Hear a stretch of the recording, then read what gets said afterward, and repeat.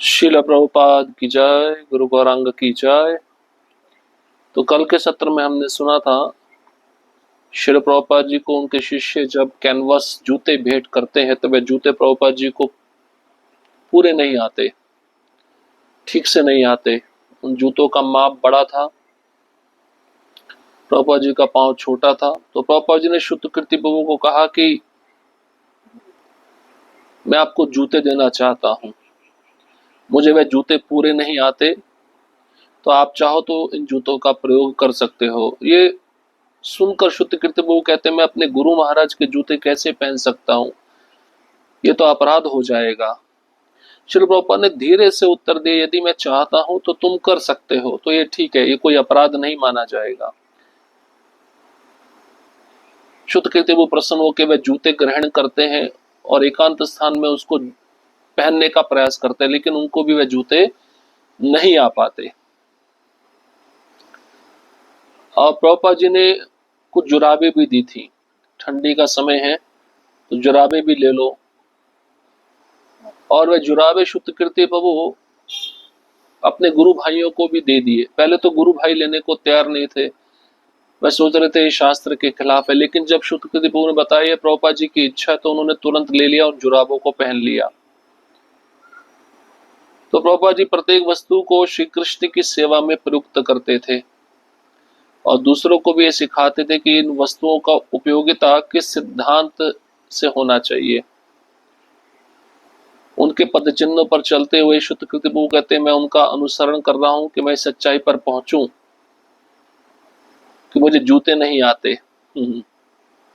तो उन्होंने वह जूते मंदिर के अध्यक्ष को दे दिए थे। मंदिर के अध्यक्ष ने वह जूते व्यासासन के नीचे रख दिए। अब हम आगे बढ़ेंगे। आप अपना प्रणाम अर्पित करो।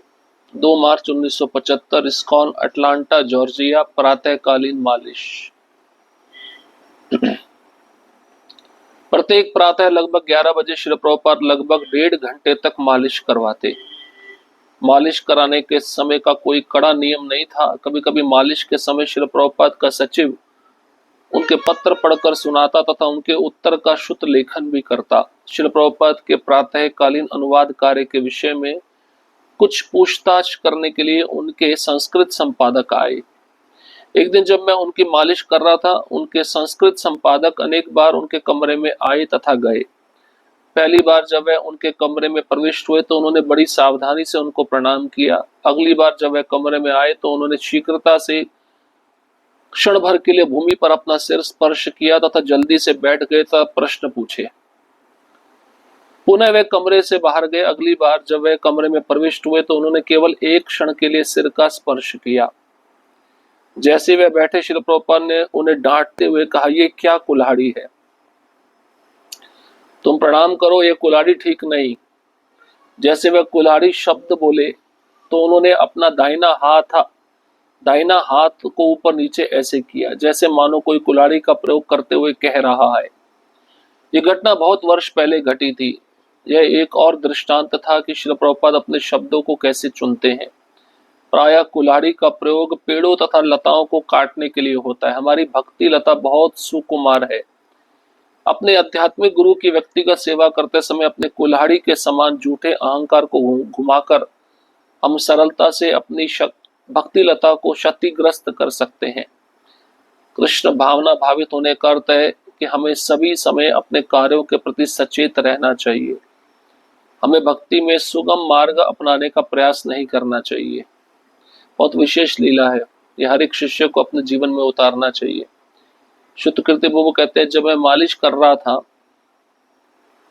तो एक नियम है, जब भी कोई शिष्य कितनी बार गुरु के कमरे में प्रवेश करे तो उतनी बार उसको गुरु को प्रणाम करना चाहिए और आदर पूर्वक प्रणाम करना चाहिए। ऐसा नहीं कि थोड़े समय के लिए सिर झुकाया और फिर उठ गए, बस प्रणाम हो गया। इसको प्रणाम नहीं कहा जाता।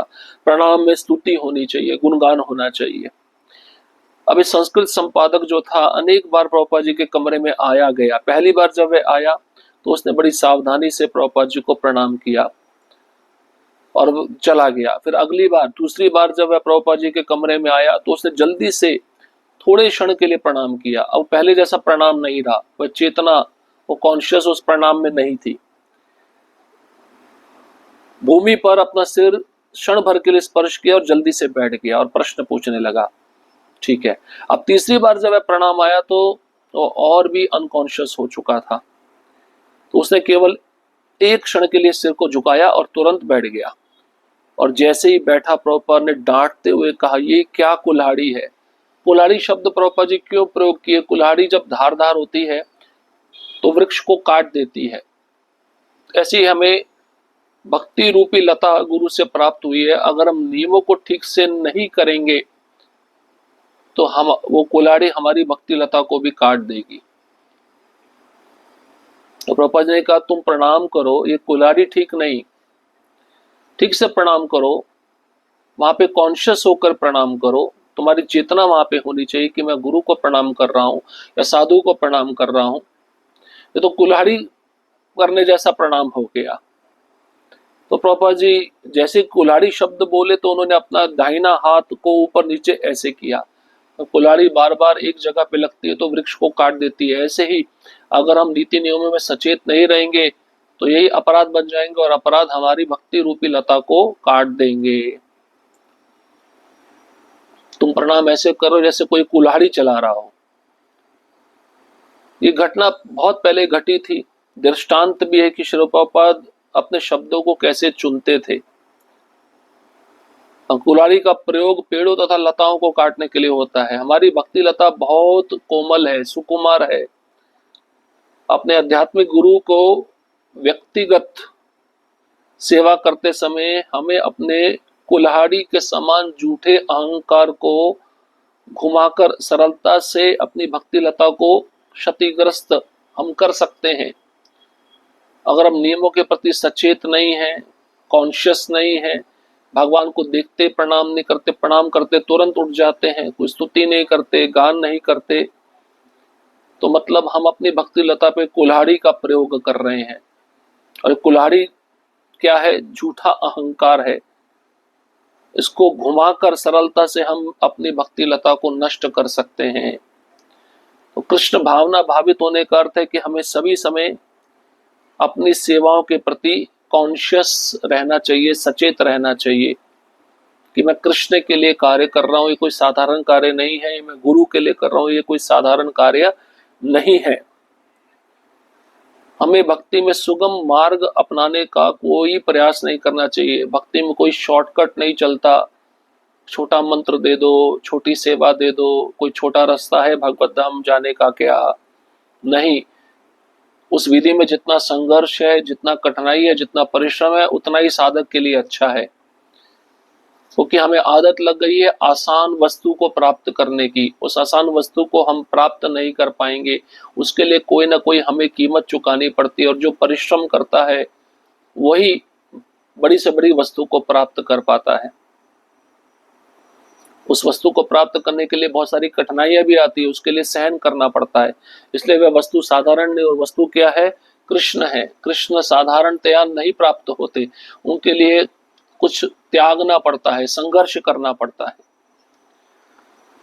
श्रील प्रभुपाद आपकी अपने शिष्यों के प्रति संवेदनशीलता सीमित थी। आप अपनी इसी महान संवेदनशीलता के कारण ही हमें दंडित करते थे। जब आप ये देखते कि आपके शिष्यों में से कोई एक शिष्य इस तरह व्यवहार कर रहा है जो उसकी भक्ति लता को क्षति पहुंचा रहा है, तो आप उसे सुधारने का भरसक प्रयास करते। आप प्रायः हमें बताते कि भक्ति प्रेममयी सेवा स्वैच्छिक है तथा किसी को श्री कृष्ण की शरणागति के लिए बाध्य नहीं किया जा सकता। फिर भी आपने हमें इस दुर्बल स्थिति से उबारने का अधिक से अधिक प्रयास किया। यदि हम ध्यानपूर्वक सुने तो हम आपके आदेशों को सुन सकते हैं। यदि हम आपकी पुस्तकों को निष्कपटता से तथा निरंतर पढ़े तो हम निश्चित रूप से उन्हें जान सकते हैं। श्रील प्रभुपाद की जय हो। आप एक ऐसे कुशल माली हैं जो बड़े स्नेहपूर्वक हमारी भक्ति लता की देखरेख करते हैं। श्रील प्रभुपाद की जय हो।